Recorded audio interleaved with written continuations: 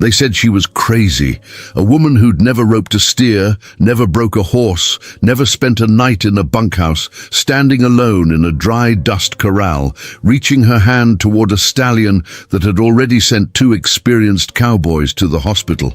The men leaning against the fence that morning, they laughed, not out loud at first, just that low, slow kind of chuckle that men share when they think they already know how a story ends. They were wrong.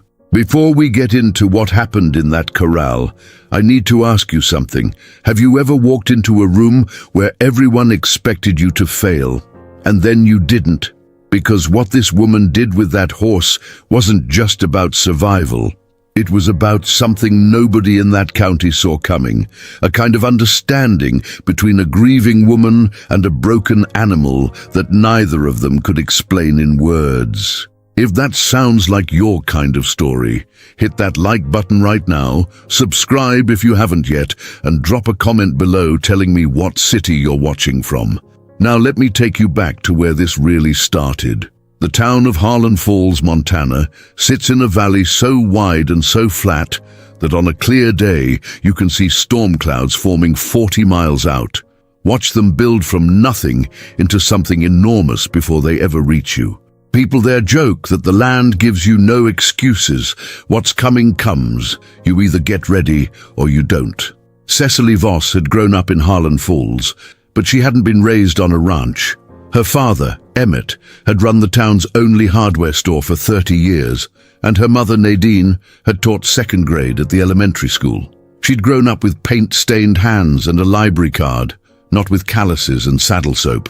She was the kind of girl who could quote poetry, but couldn't tell you the difference between a quarter horse and a paint. Then she married Garrett Voss. Garrett was everything the land produced when it decided to be generous. Quiet, steady, stubborn in the good way, with hands that could fix anything, and a voice so unhurried that just hearing him talk made your shoulders drop. He ran the Voss family ranch, a 4,200-acre spread called the Double Crook, which his grandfather Olen had built from nothing, and his father Burnett had expanded over 40 years. When Cecily married Garrett at 24, she didn't know much about cattle or fencing or the particular cruelty of hailstorms in June, but she learned. She learned because Garrett taught her without making her feel stupid, and because the land itself, this enormous, indifferent, beautiful piece of Montana, turned out to be a decent teacher too. They had 10 years together, good years, the kind of years you only fully understand once they're over. Garrett died in the 3rd week of November, a Tuesday afternoon, out in the north pasture. The tractor rolled. Nobody saw it happen. Their ranch hand, a 19-year-old named Odie, who'd been with them only 4 months, found him an hour later when Garrett didn't come back for supper. Cecily was 34 years old. She had a ranch to run, 280 head of cattle, 2 full-time ranch hands.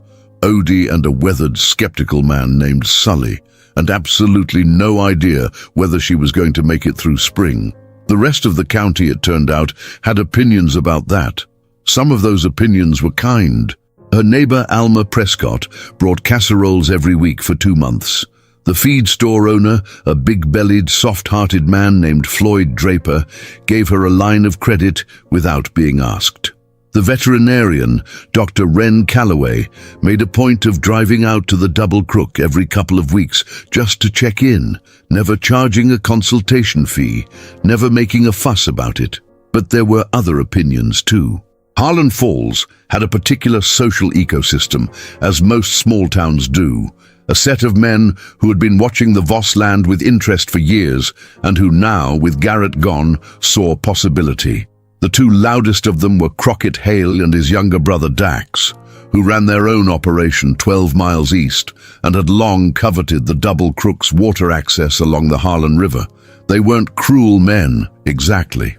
They were just the kind of men who believed that land should belong to people who understood it, and they had already decided that a hardware store owner's daughter from town did not qualify. Crockett started dropping by the Double Crook in January, never uninvited exactly, but always unannounced. Always when Cecily was in the middle of something difficult, always with a slightly pitying expression that managed to feel like an insult disguised as concern. He'd look around the yard, look at the fence she was repairing or the feed she was distributing, and he'd say something like, "That's a lot for one woman," which was technically true, which was also, she understood perfectly well, a prelude to an offer. She always said she was managing fine, thank you. He always nodded slowly, like he didn't quite believe her. Sully, her older ranch hand, was not as openly hostile as Crockett, but was in some ways harder to deal with, because his doubt was quieter and therefore more constant. He'd been with Garrett for 11 years. He respected Garrett. He was not yet sure what he thought about Cecily, and he didn't bother to hide it. He did his work. He answered her questions. But there was a reserve in him, a watchfulness that made her feel perpetually on trial. Only Odie, young, earnest, still new enough to ranch life that he hadn't yet developed an ideology about who belonged in it, treated her like a person instead of a problem. That was the world Cecily was living in when the Stallion arrived. His name was Flint, not a name she'd given him. That was what he came with, written on the papers, though anyone who'd ever tried to handle him would probably have chosen something with more menace. Flint sounded like a clean, simple thing. Flint was not a clean, simple thing. He was a Kager Mustang, dark bay almost to the point of being black, with a streak of white on his left forelock that looked like something had burned him there. 17 hands. Not the tallest horse Cecily had ever seen, but built in a way that made you aware of his proportions. Deep chest, neck like a crane, legs that seemed to coil when he stood still. He moved like he was deciding whether or not to bother with gravity. He'd come to the double crook through a chain of circumstances that Cecily still wasn't entirely sure she'd pieced together correctly. The short version, a man named Levon Pruitt, who ran a horse operation down near Billings, had acquired Flint through a Bureau of Land Management adoption 3 years ago, had spent 18 months trying to break him, had failed comprehensively, and had eventually sold him to a rodeo outfit. The rodeo outfit had tried and failed for another year. Then through a slightly murky set of transactions involving a debt and a handshake, Flint had ended up consigned to an auction house in Harlan Falls. Garrett had seen him there 6 weeks before he died. He hadn't told Cecily why he bought him, or rather, he'd said something characteristically indirect, something about how a horse that didn't break was worth paying attention to, worth figuring out. She hadn't asked him to elaborate. That was the kind of thing you didn't need to explain between them. Now Flint was in her corral, and Garrett was gone, and the explanation had died with him. She'd done her research. She'd called Levon Pruitt down in Billings, who'd been generous enough to tell her exactly what she was dealing with. The horse was not mean, Levon said. He wasn't a kicker or a biter, not aggressive in the typical sense. He was simply ungovernable by any method anyone had thought to try. He'd been worked with a round pen. He'd been given extensive gentling time. 3 different trainers had tried their hand, all experienced, all eventually walking away with some version of the same conclusion. The horse doesn't want to be handled, and he's smart enough to make that point effectively. One trainer, a woman out of Bozeman named Thora, who had 30 years of experience and a reputation that spread across 3 states, had told Levon flat out, "Some horses aren't broken because nobody's found the right door yet, and some horses aren't broken because the door isn't there." Cecily read all of this and felt something she hadn't expected to feel, recognition. She didn't tell anyone that. Especially not Sully, who would have looked at her the way you look at someone who's just said something that makes you tired. The morning she went into the corral for the first time, Sully and Odie were both watching from the fence. She hadn't asked them to be there. They'd shown up anyway, which told her everything she needed to know about the situation. Sully at least half expecting to call an ambulance. Odie simply nervous on her behalf, in the loyal, helpless way of someone who has no expertise to offer. Crockett Haley happened to be there too, which was either bad timing or bad luck or something more deliberate. He was leaning against the post at the far end of the fence, arms crossed, wearing the kind of expression that was almost a smile. She ignored all of them, What she did inside that corral that first morning was almost nothing. She walked in. She didn't approach Flint. She didn't try to catch his eye or make any overture toward contact. She just walked to a spot about 40 feet from where he stood, and she sat down in the dirt. Just sat. Flint wheeled away from her immediately, moved to the far side of the corral, put his hindquarters toward her the way horses do when they're communicating something unambiguous. She sat in the dirt and looked at the mountains on the horizon and didn't move. 15 minutes, 20. She heard Crockett say something to Sully in a low voice. Couldn't make out the words. Heard the tone of it well enough. She stayed another 10 minutes.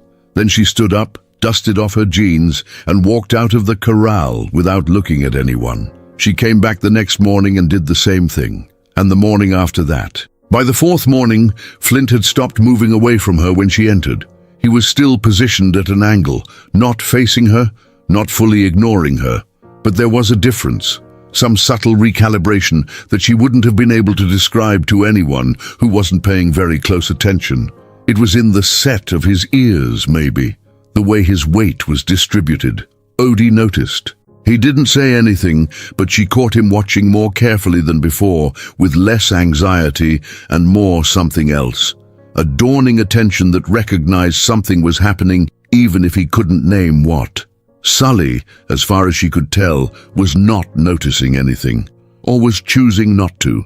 Crockett came by on the fifth morning with his brother Dax, and the two of them watched for about 10 minutes before Crockett said, loud enough to be heard clearly, "She's going to spend a year sitting in that corral and still not be able to lead him out."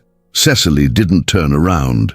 What she was thinking, in that moment, sitting in the dirt while Flint stood 30 feet away and the wind came down off the mountain and carried away the sound of men who had already decided she would fail. What she was thinking was something Garrett had said to her once years ago about a fence post that kept coming loose no matter how many times he drove it back in. "The problem isn't the post," he'd said. "The problem is what you're not seeing underneath." She was going to find out what was underneath. By the end of the second week, something had shifted. It wasn't dramatic. Nothing about this was ever going to be dramatic, she'd begun to understand. Not in the way that the word implies speed or a single decisive moment.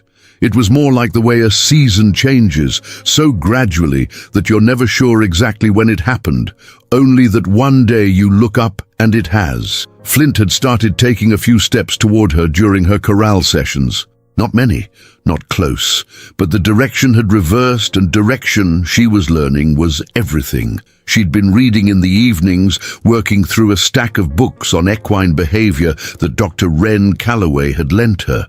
Practical texts, not the mystical horse whisperer variety, just careful, methodical literature about how horses actually think and what they actually need. What she was learning was simultaneously humbling and clarifying. She'd been approaching the problem, without knowing it, in exactly the right way. Not because she was instinctively gifted with horses. She wasn't, not especially. But because her approach had come from somewhere that had nothing to do with horses at all. It had come from grief. When you have spent months learning how to exist in the presence of an absence, learning how to be in a room where someone no longer is, learning how to stop reaching for the voice that doesn't come anymore, you develop a particular fluency with stillness. You learn that presence doesn't require performance, that being in a place, quietly, without demand, without agenda, is itself a kind of communication. That was what she'd been doing with Flint. Not training him, not trying to gentle him in the clinical sense, just being present with him in a way that made no demands and therefore represented, to this horse who had been managed and pushed and roped and worked for 3 years by people who wanted something from him, something entirely new. She started to understand, as the second week progressed, what Garrett had been thinking when he bought him. He'd seen the same thing she was only now figuring out. He'd recognized something in the horse, that particular quality of a creature that has been mishandled not through cruelty, but through incomprehension. The horse hadn't been broken because nobody had thought to stop trying to break him. She wanted to cry when she understood that, not sadly exactly, just in the way you cry when something clarifies. On the 9th day, Flint walked to within 12 feet of her and stopped. She didn't move. She breathed. She looked at the ground. He stood there for perhaps 3 minutes and then walked away. She counted it as the most significant thing that had happened to her in months. Sully saw it. He said nothing, but that evening he stayed a little longer than usual when he was putting the horses up, and she noticed him glancing toward the corral twice on his way back to the truck. That was, for Sully, the approximate equivalent of writing her a letter. What she didn't expect was the phone call she got that same evening from Thora Beckett, the trainer from Bozeman, who'd once told Levon Pruitt that some horses simply didn't have a door. Somehow, through Wren, she later found out, who had a way of quietly connecting people who needed to know each other. Thora had heard about what was happening at the Double Crook. She called at 7:30 in the evening, and what she said was not what Cecily expected. "Don't rush the gate," Thora said, after they'd talked for about 15 minutes. "Whatever you're doing in there, don't add the gate too early.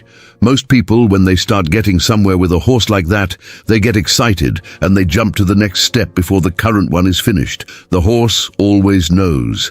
Cecily asked her, "How you know when a step is finished?" There was a pause on the other end of the line. "When you stop wondering if it is," Thora said. She held that for a long time after she hung up. Meanwhile, Crockett was making his move. He came by on a Wednesday morning with a typed document, a purchase offer for the Double Crook. Not a predatory number, she had to admit. It was fair market value, maybe slightly above. He set it on the kitchen table with the careful neutrality of a man who has practiced not seeming eager. "I know it's a lot to think about," he said, "but Cecily, look at what you're dealing with. The ranch, the cattle, that horse in the corral, it's too much for one person. There's no shame in it." She picked up the document. She read it once, all the way through, while he sat across from her with the patience of a man who believed time was on his side. Then she put it back on the table. "I'm not selling, Crockett." He leaned forward slightly. "Now, I understand emotionally. I said, I'm not selling." Something moved across his face. Not anger exactly, more like recalibration. "You're going to run this place into the ground," he said, and there was less neutrality in it now. "You know that, right? Garrett kept it together because Garrett knew what he was doing. You're a good person, Cecily, but good doesn't keep a ranch solvent." She stood up. "I think you know your way out." He left. She stood at the window and watched his truck move down the long dirt driveway toward the highway, and she felt something she hadn't felt in a long time. Not anger, not exactly, but a version of anger that had solidified into something more useful, something load-bearing. She went back to the corral. Flint was standing in the center of it, facing the gate, which was unusual. He watched her come in. She sat down in her usual spot. After 11 minutes, he walked over to her and stopped 6 feet away. She sat very still. She did not reach out. He dropped his nose toward the ground, then raised it again and exhaled through his nostrils. A long, low breath, the kind that horse people will tell you means a horse is releasing tension. She felt the back of her throat tighten. "Hello," she thought. "I've been waiting." There is a moment that every person who has worked with a difficult animal describes the same way, no matter how different their backgrounds or their methods. It's the moment when the animal stops assessing you and starts trusting you. And it doesn't look the way you think it will. It doesn't look like a surrender. It looks more like a recognition, like the animal has been waiting for you to become something specific, and now, finally, you are. For Cecily and Flint, that moment came on a Thursday morning in the 3rd week of January, when the temperature was 11 degrees and the corral fence was rimed with frost, and her breath hung in the air in long white clouds. She had started in the past few days, bringing a cup of coffee with her when she sat with him, not for any strategic reason, just because it was cold and she needed the warmth. She sat in the usual spot, both hands wrapped around the mug, and Flint had come to stand near her, 5 feet, then 4, the distance compressing so gradually she was no longer tracking it consciously. That morning, he walked directly to her, and put his nose on her shoulder. Not forcefully, not with any agenda. He just rested his nose there, breathing, and stayed. She did not move for a very long time. Later, she would try to describe it and find that language was insufficient, not because the thing itself was mystical, but because the emotional register it occupied didn't have good vocabulary. It wasn't triumph. It wasn't even joy, exactly. It was something quieter and older, something that had to do with being met. She reached up, very slowly, and laid her hand on the side of his face. He didn't move. She pressed her forehead to the bridge of his nose. He breathed. Odie, watching from the fence, took his hat off and held it in both hands, which was apparently how he expressed things he didn't have words for. Sully was also watching. When she came out of the corral 20 minutes later, he was standing by the water trough with his arms at his sides, and he looked at her with an expression she'd never seen on his face before. "I owe you an apology," he said. She wasn't sure what she'd expected him to say, but it wasn't that. "I've been treating you like a problem to manage," he said, "instead of a person to work for. That's not right." She looked at him for a moment. "Thank you, Sully. I'm a stubborn old man. Yes, I was wrong. Yes." He picked up a shovel and went back to work, and that was the end of it, and it was, as far as Cecily was concerned, exactly right. Word travels in small towns the way water travels on flat land, everywhere eventually, by whatever path it finds. Within a week, people were talking about the widow and the horse. Some of it was generous, some of it was the kind of skeptical fascination that comes from watching someone do something you'd expected to go wrong. Dr. Ren Calloway came out on a Saturday and stood at the fence for an hour watching Cecily work with Flint in the corral. Not from a distance anymore, but close, actually close, the two of them moving together in the easy, unhurried way of two people who have decided to be honest with each other. When Cecily came out, Ren handed her a cup of coffee from the thermos she'd brought and said very simply, "He's going to be something." "He already is something," Cecily said. "Yeah," Ren smiled. "That's what I meant." Thora Beckett drove down from Bozeman the following Tuesday. She arrived unannounced, which felt deliberate, as if she'd wanted to see the thing in its natural state rather than prepared for observation. She watched for 30 minutes without saying a word. Cecily didn't acknowledge her until she was done. When she finally came around to the fence, Thora looked like someone who had confirmed something she'd suspected. "What's your method?" she asked. "I don't have one," Cecily said. Thora looked at her sidelong. "That's not true. If I have one, I haven't named it." "What does it feel like when you're in there with him?" Cecily thought about that for a moment. She thought about the absence that had taught her presence. She thought about sitting in rooms where Garrett no longer was, learning to inhabit the space without filling it. "Like grief," she finally said, which is to say, like paying attention without needing anything back. Thora was quiet for a long moment. "That's the best description I've ever heard," she said, "and I've been doing this for 31 years. Meanwhile, the practical work of the ranch continued, the unglamorous, relentless machinery of a cattle operation in winter.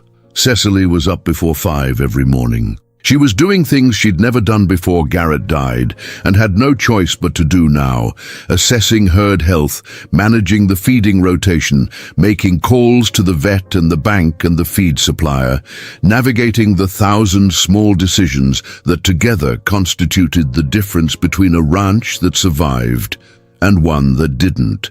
She was learning, day by day, in the accelerated, uncomfortable way that necessity teaches. She was exhausted in a bone-deep, structural way that she suspected wouldn't fully lift until spring. But something else was happening too. The double crook was beginning to feel less like Garrett's ranch and more like hers, or more precisely, like theirs together. A thing they'd built and were still building, even now, even with him gone. She couldn't fully explain that to herself. It just felt true. Crockett Hale had been quiet since the morning she'd handed his offer back to him. His truck hadn't come down her driveway. She knew he hadn't abandoned the idea. Men like Crockett didn't abandon ideas. They simply relocated their patience.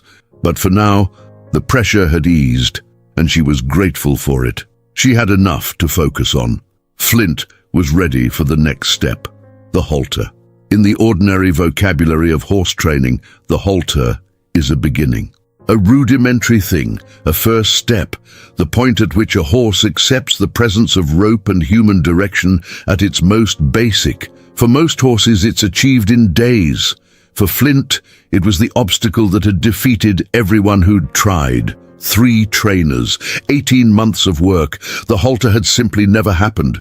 Cecily spent 2 days just holding it in the corral, not near Flint, not approaching him with it, just letting it exist in the space they shared. She'd read enough now to know that the object itself often carries the emotional freight of past attempts, that a horse as intelligent as Flint would have assigned meaning to it, and that meaning was almost certainly bad. She was trying to empty the halter of its history. On the 3rd day, she moved a little closer with it. He watched. He didn't withdraw. On the 5th day, she let him smell it. He lifted his nose to it, breathed across the leather, pulled back once, then returned. That return was everything. On the 7th day, she slid it over his nose, gently, and he let her. He let her. She buckled it with hands that were steadier than she would have expected. Because the steadiness wasn't coming from confidence exactly. It was coming from having given up on the outcome, from having released the need for it to go right. She'd been in that place for weeks now, in the corral and elsewhere, and it turned out that release was its own kind of power. She led him with a light line around the corral. He walked with her. She'd never seen Odie move fast, but he ran to the bunkhouse and came back with his phone and took a video without asking permission. And she was glad he did, because later it would matter to have the record of it, not for anyone else, necessarily, but for herself, for the moments when she wasn't sure if it had really happened the way she remembered. Sully, standing at the fence, said nothing for a long time. Then he said, "I'll be damned." It was, coming from Sully, essentially a standing ovation. What happened next was something nobody anticipated. Thora Beckett, back in Bozeman, had mentioned the situation to a journalist friend of hers, not maliciously, not as a story pitch, just in the offhand way you mention remarkable things to people who notice remarkable things. The journalist, a woman named Reva, who covered agriculture and Western life for a regional magazine, had become interested. She called Cecily. Cecily, who was not a person who sought attention and had been deeply suspicious of the phone call, agreed to talk for 20 minutes and ended up talking for 2 hours. The story that ran 6 weeks later was not a horse story. Or not only, it was a story about grief and land and the particular stubbornness that the West sometimes produces in people, the refusal, against all practical logic, to let go of something that matters. The magazine used a photograph that Odie had taken, Cecily standing in the corral, Flint's nose against her shoulder, the frost-rimed mountains behind them. The whole thing rendered in winter light that made it look slightly unreal. The response was not what she expected. Letters came. Actual letters, handwritten, from people across Montana and Wyoming and Idaho. Mostly women, she noticed, many of them widows, or simply people who had been told at some point that something they were holding on to was more than they could manage. They'd written to say they understood, that they were trying too, that the photograph had made them feel something they needed to feel. She read every one of them. Crockett Haley read the article too. She knew this because his wife, a quiet woman named Betta Ann, whom Cecily had always liked despite the awkwardness between their husbands, called to say congratulations, which was kind of Betta Ann and probably more complicated for her than it sounded. The article changed something in Harlan Falls. Not everything. Towns don't change wholesale over a magazine piece, but something. The quality of attention that people paid her shifted slightly, lost a little of its provisional quality. She was still being watched, still being assessed, but the terms of the assessment had changed, and then, in the middle of all of this, Flint got sick. It came on suddenly, the way colic does, that particular equine emergency that is not one thing but many things. a spectrum of digestive crises that can range from manageable to fatal in a matter of hours. Dr. Wren Calloway got the call at 10 at night and drove out immediately. And what she found when she arrived was not a panicked woman who didn't know what she was dealing with.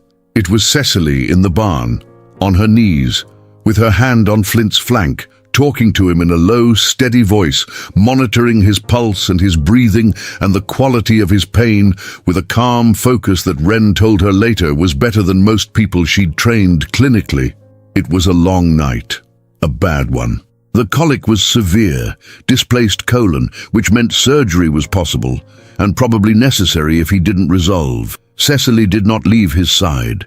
At some point around 3 in the morning, she was aware of Sully sitting on a hay bale behind her. He hadn't said anything. He'd simply appeared. She heard him pouring coffee from a thermos at some point and felt a cup placed on the floor near her hand. "You should sleep," he said. "No." "At least sit back." "No." He didn't argue. He stayed. Odie arrived at 5, having apparently gotten up early on instinct, and he sat on the other side of the stall with the particular helpless solidarity of someone who has no practical skill to offer but refuses to leave. At 6:15 in the morning, Flint passed the impaction. Wren monitored him for another hour, listened to gut sounds that were slowly, reluctantly returning, checked his vitals with the careful attention of someone who knows they are still not safe, but is becoming cautiously hopeful. "He's going to be okay," she said finally, at 7:40. Cecily pressed her forehead to Flint's neck and closed her eyes. She didn't cry until she was outside, standing in the cold blue light of the Montana morning, her breath misting, the mountains turning pink at their edges. Then she stood in the yard and cried for a long time, for Flint partly, but also for Garrett, always for Garrett, and for the year she'd been living through, and for the hard, plain fact that love of any kind costs you something, that you pay for it in fear, that the capacity to be afraid of losing something is the same capacity that makes the having of it worth anything at all. Sully walked past her on his way to the water trough. He didn't stop, didn't look directly at her. But as he passed, he put his hand briefly on her shoulder, one firm, brief press, and then kept walking. She understood perfectly. April in Montana comes in arguments with winter. It arrives and retreats and arrives again. Days of genuine warmth followed by hard frosts that kill anything that believed too early. But by mid-April, the balance tips and the land begins, grudgingly, to relent. Cecily had been working Flint consistently since January, and what was emerging was something she hadn't expected when she started. Not a broke horse in the conventional sense, but a horse that had chosen to cooperate. The distinction mattered to her. She couldn't fully explain why, except that it had something to do with integrity, hers and his both. He took a saddle in late February, not without reservation. The first day with the blanket, he'd been still, watchful, but not afraid. The second day with the saddle, she'd felt the tension in him when the girth was first tightened, and she'd stood with him for 20 minutes, just standing, until the tension released. The third day, she'd weighted the stirrups and let him move around the corral with the saddle empty. The fourth day, she'd put a foot in the stirrup, and then she'd waited another week before she got on.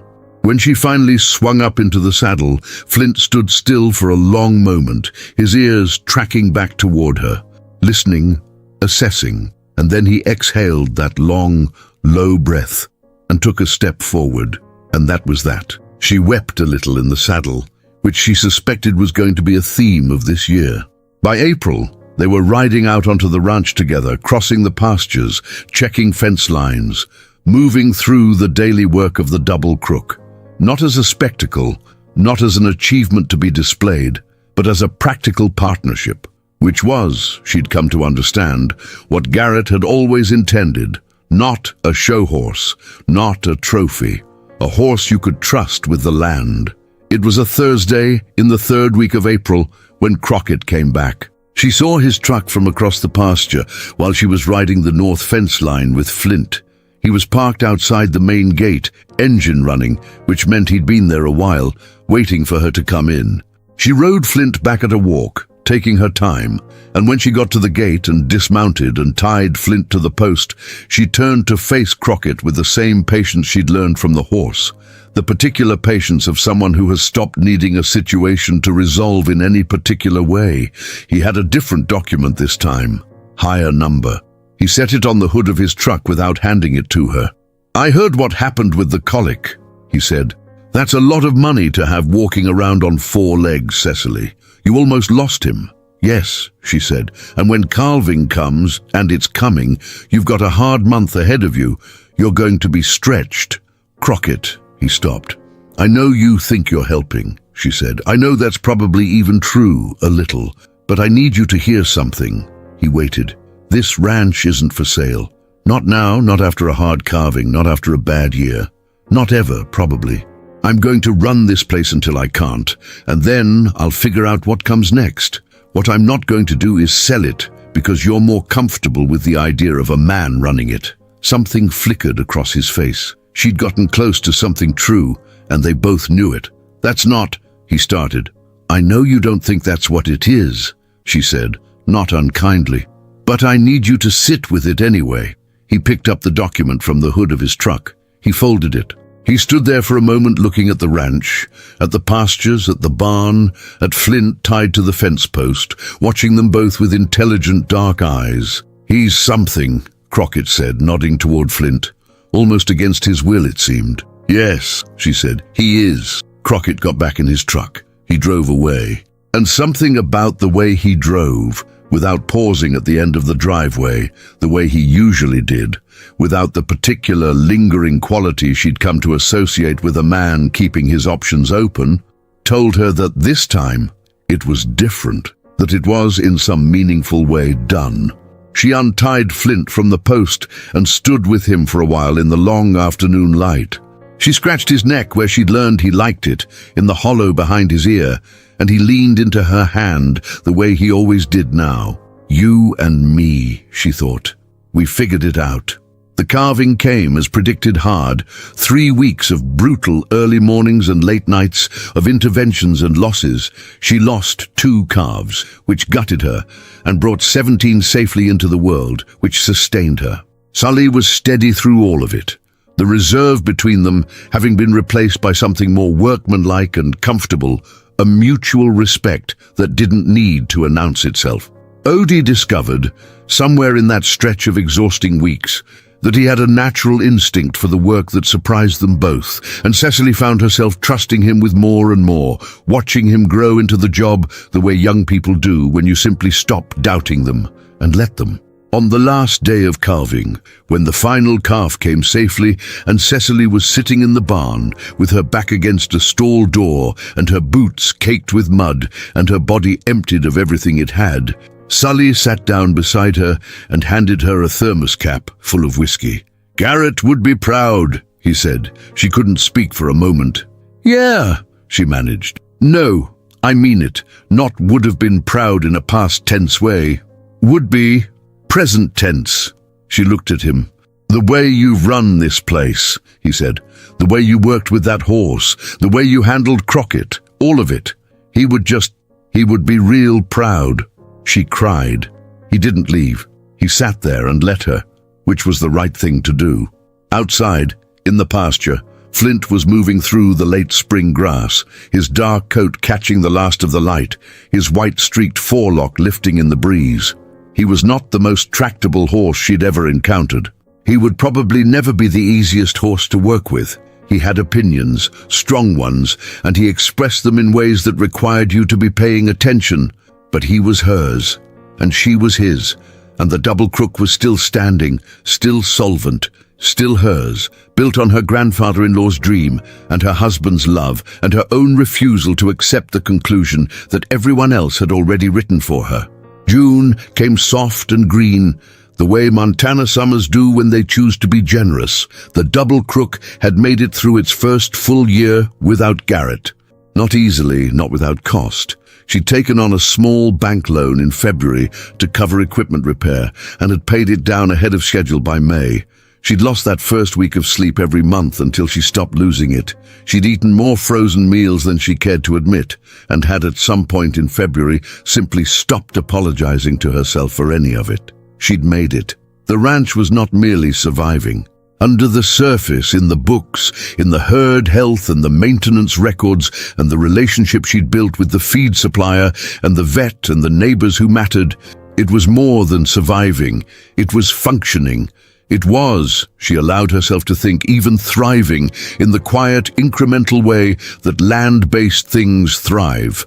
Not by dramatic declaration, but by the steady accumulation of right decisions over time. Thora Beckett came back in June and spent 3 days at the Double Crook. They worked with Flint together, and Thora asked, on the second day, whether Cecily had ever thought about doing this professionally, about working with difficult horses the way she'd worked with him. Cecily hadn't, until that moment. "I wouldn't know where to start," she said. "You start with one horse," Thora said. "You already did." She let that settle for a few days without answering. By the end of the week, she'd agreed to take on a second horse, a mare with trust issues that a family outside Harlan Falls had given up on. Thora would provide guidance remotely, at least at first. It was a beginning of something, though she couldn't have told you what yet. Odie celebrated his 20th birthday in June, and they had a small party in the yard. Cecily and Sully and Odie and Wren Calloway and a handful of neighbors. And at some point in the evening, Odie made a small speech about how he'd intended to only stay at the Double Crook for a season and had somehow failed to leave, and everyone laughed, and it was the first time in a long time that Cecily had laughed with her whole body.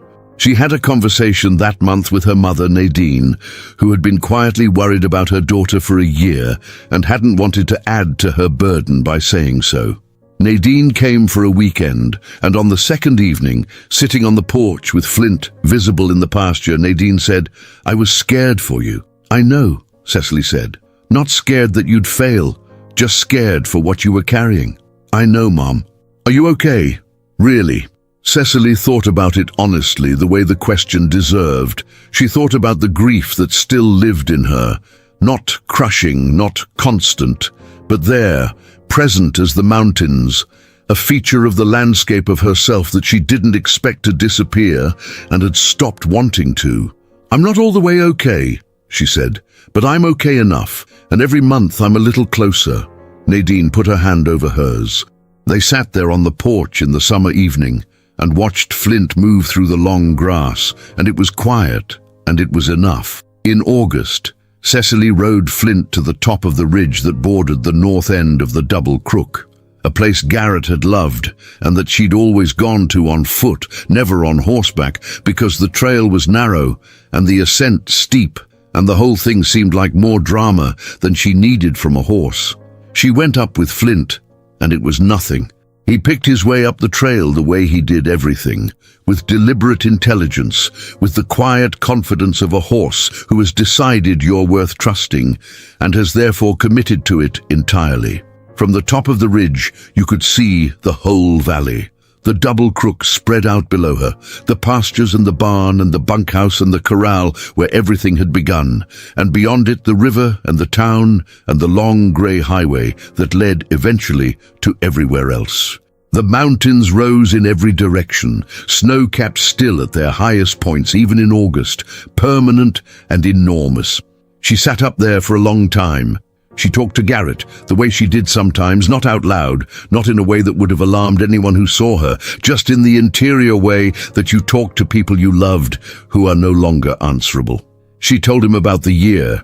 She told him about Flint, which he already knew somehow, from wherever he was. She told him she was angry still sometimes, that he'd left her with all of this without warning, that she thought about that sometimes, the absence of warning. The way a single Tuesday afternoon had rearranged the entire architecture of her life. But she also told him what he'd given her, not just the ranch. She knew that. Not just the years together. She knew that too.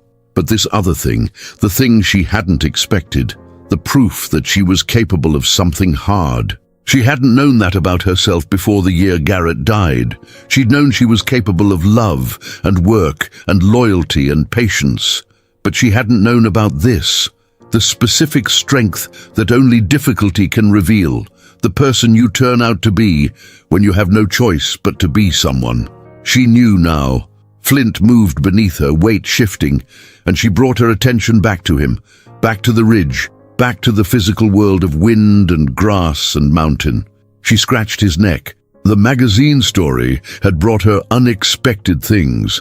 A small but steady correspondence with women she'd never met, an invitation to speak at an agricultural conference in Missoula, which she'd accepted with enormous nerves and survived without embarrassing herself, a friendship with Reva, the journalist, who had turned out to be a genuine human being rather than someone mining her life for content, and Thora's question, which was still working in her, still opening something. She wasn't sure yet what the double crook would become, beyond what it had always been. Maybe nothing different, maybe the same ranch, run better year by year until she handed it to someone who would love it the way she and Garrett had. Maybe something more than that, some version of this work with horses, with difficult horses, with the kind of animals that the world had decided were beyond reach. She thought of all the things that had been decided in advance, about Flint, and about herself. She thought of the laughter from the fence line. She thought of the word crazy and what it means in a world that has decided in advance what you are. A word that gets applied to anyone who attempts something the audience has already finished. She was still here. The horse had his nose in her hand. Below her, the double crook glittered in the August heat. Hers, genuinely hers, hard-won and continuous. And that's the story of Cecily Voss and Flint, a woman who walked into a corral that the whole county thought would undo her, and came out the other side of a year with something nobody had bet on. Not just the horse, not just the ranch, but herself. A version of herself that only the hardest year of her life could have made. I think what moves me about this story, and what I hope moved you, is that it isn't really about any special gift. It isn't about a magical connection or an innate talent that set Cecily apart. It's about a woman who learned, in grief, how to be present without needing something back, and then discovered that this was, of all things, exactly what a broken horse needed too.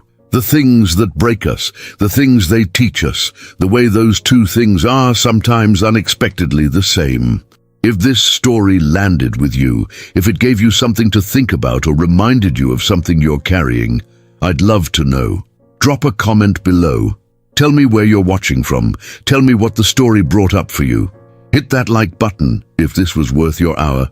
Subscribe if you want more stories like this one, stories about real people, about the quiet, difficult, beautiful work of refusing to give up. I'll see you in the next one. Take care of yourselves out there.